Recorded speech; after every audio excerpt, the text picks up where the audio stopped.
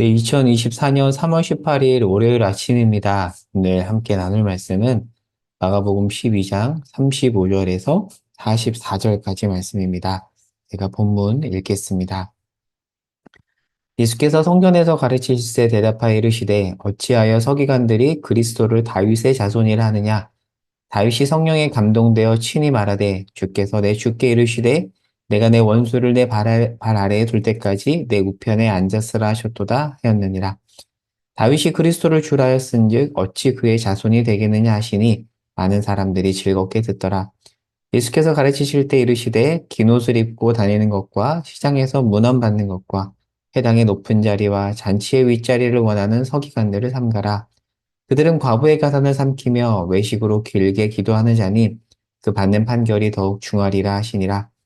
예수께서 헌금함을 대하여 앉으사 우리가 어떻게 헌금함에 돈 넣는가를 보실세 여러 부자는 많이 넣는데 한 가난한 과부는 와서 두 렙돈 곧 한 고드란트를 넣는지라.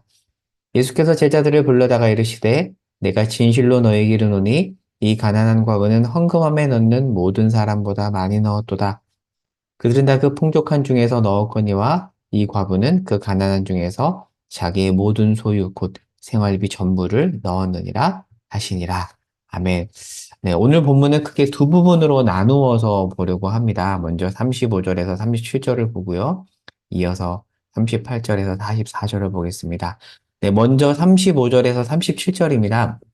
마가는 지난주에 아침 묵상 설교 때 설명한 것처럼 요약적인 준수를 해요. 그래서 길게 쓰지 않습니다. 그래서 마가복음을 읽다가 이해되지 않는 부분은 병행 본문인 마태복음과 같이 보면 이해가 훨씬 쉽습니다. 자, 그래서 이 35절, 37절을 병행 본문인 마태복음 22장 41절과 46절까지 내용과 함께 보도록 하겠습니다.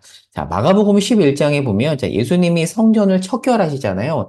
그 모습을 본 성전의 중심인, 물론, 정말 성경에서 말하는 성전의 중심은 하나님이시지만, 예수님이시지만, 이 당시는 종교 지도자들이 이제 성전의 기득권자들이었잖아요.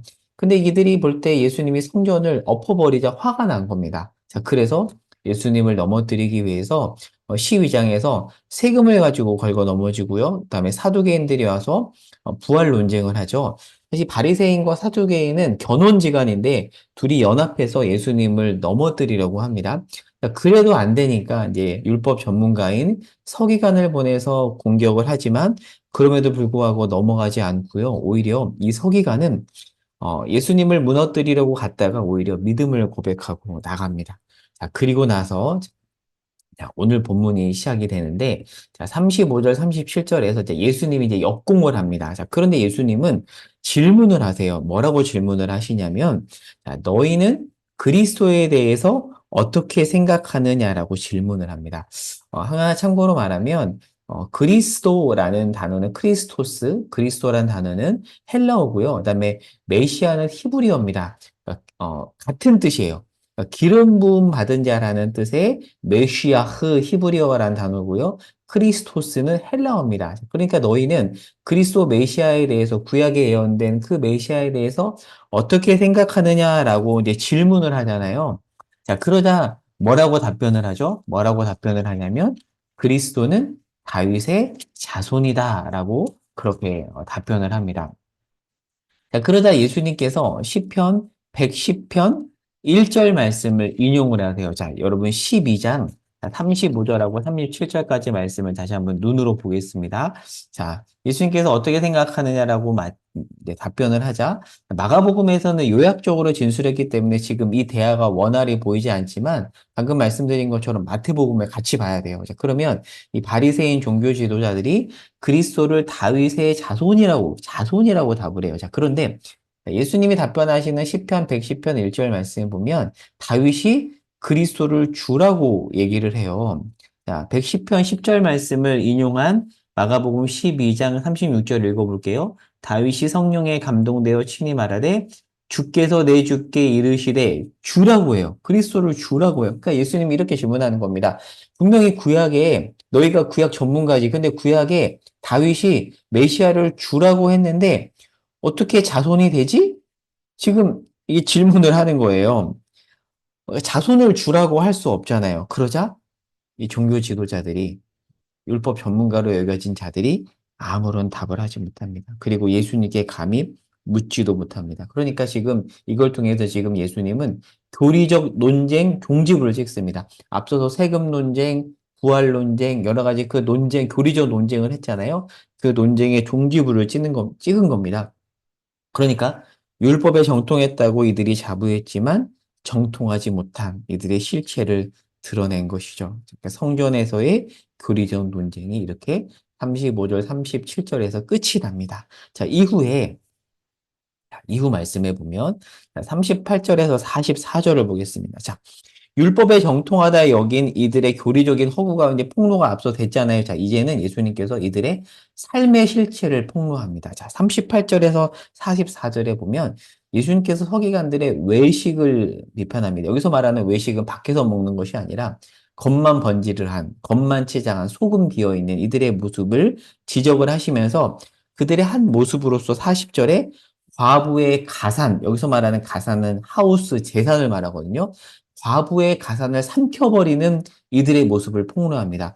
율법 전문가잖아요. 그런데 율법에서는 분명히 신명기나 출애굽기 말씀에 하나님께서는 가장 이 당시 사회적 약자인 고아와 과부와 나그네를 잘 돌보라고 했어요. 율법에 명시되어 있어서 이들은 이 말씀을 암송하고 있었습니다. 그런데 이들은 이 말씀을 알매도 불구하고 돌보지 않고 오히려 과부의 가산을 삼키고 있습니다. 자, 이어서 41절, 44절에서 과부가 두렙돈 헌금을 하는데요.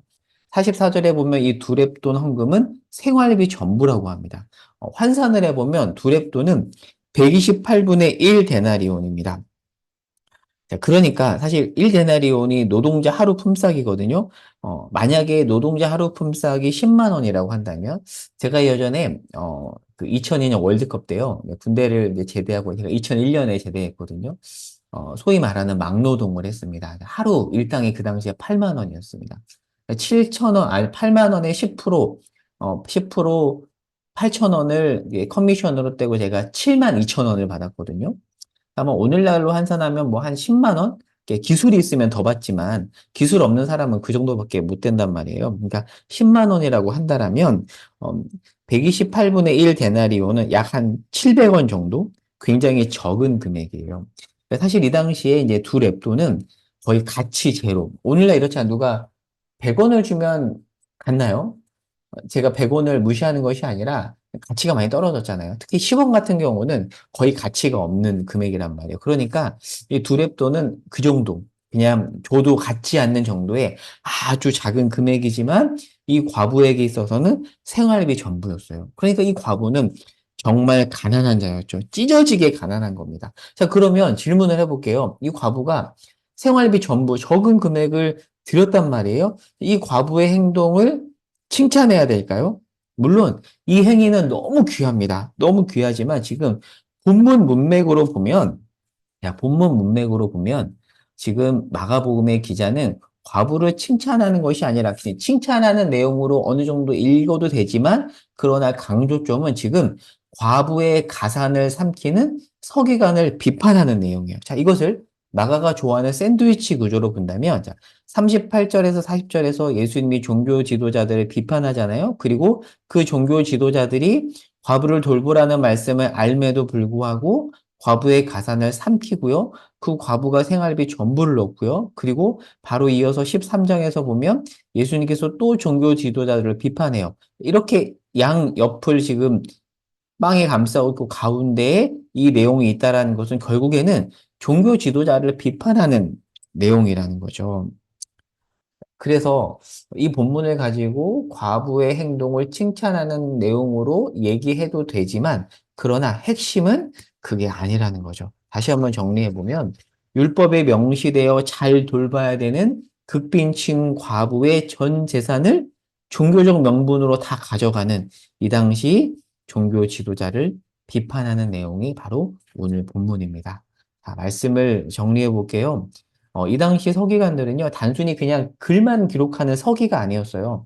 이 당시에는 문맹률이 굉장히 높았거든요. 문맹률이 높은 시대에 어려서부터 철저하게 교육을 받아서 하나님의 말씀을 연구하고 그리고 필사해서 옮겨 적는 율법 전문가였어요. 그러니까 이들은 필사만 하는 것이 아니라 내용도 이해하고 다 외우는. 그러니까 툭 찌르면 신명기 외워봐 그러면 툭 이렇게 다 외우는 정말 율법 전문가였어요. 그러니까 아마 이 서기관은 이 말씀도 알고 있었을 것입니다. 출애굽기 말씀에 보면 너는 과부나 고아를 해롭게 하지 말라고 되어 있어요. 이 말씀을 알고 있었습니다. 그런데 지금 이 서기관 종교 지도자는 어떻게 했죠?